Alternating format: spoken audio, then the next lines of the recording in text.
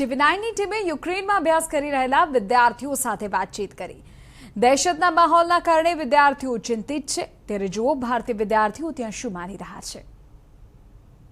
Kyiv में ये क्रिश्चियातिक मैदान जो है वहां पर देखिए आर्मीन भाषा में लिखा है आई लव यूक्रेन, और ये जो राष्ट्रीयता की भावना यहाँ पर दिखाई पड़ रही है। आज यूक्रेन की संसद, जिसे वर्खोवना राडा कहते हैं, वहां पर इसकी गूंज सुनाई पड़ी।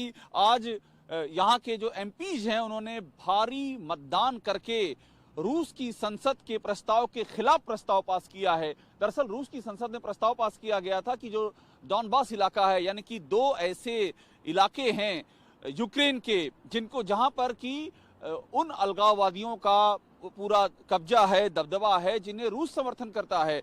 उनका नाम है लुगांश और डोनेत्स। रूस की संसद ने कहा था कि रूस को इन दोनों को मान्यता दे देनी चाहिए इंडिपेंडेंट देश के तौर पर, यानी कि यूक्रेन के जो दो हिस्से, जहां पर अब यूक्रेन का कंट्रोल तो नहीं है लेकिन वो यूक्रेन के हिस्से हैं।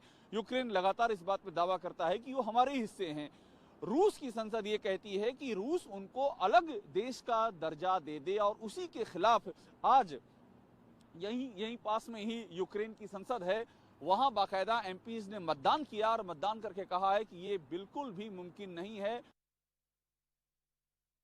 भारतीय विद्यार्थी हैं, उनसे हम पूछते हैं, क्योंकि उन्होंने कुछ चीजें देखी हुई है। विक्रम हमारे साथ हैं। विक्रम, मुझे एक बात बताइए, हमने ये देखा है कि यहाँ पर ट्रेनिंग भी दी जा रही है, मतलब जो सिविलियंस हैं उनको भी ट्रेनिंग दी जा रही है। आप इंडिया से हैं लेकिन यहाँ रह करके पढ़ाई कर रहे हैं, लेकिन आपने भी देखा है कि किस तरह से तैयार किया जा रहा है कि अगर कुछ हो तो यहाँ के जो सिटीजन है वो भी तैयार रहे हैं। हाँ जी, मैंने वहाँ पे इद्रो पार्क है वो जगह जहाँ पे हम अभी शनिवार को गए थे। वहाँ इद्रो पार्क या कीव में ही है, पास में इद्रो पार्क, वहाँ गए थे। तो वहाँ पे हमने देखा कि आर्मी वाले वहाँ ट्रेनिंग दे रहे थे कॉमन सिटीजन को। हाँ जी हाँ जी हाँ जी।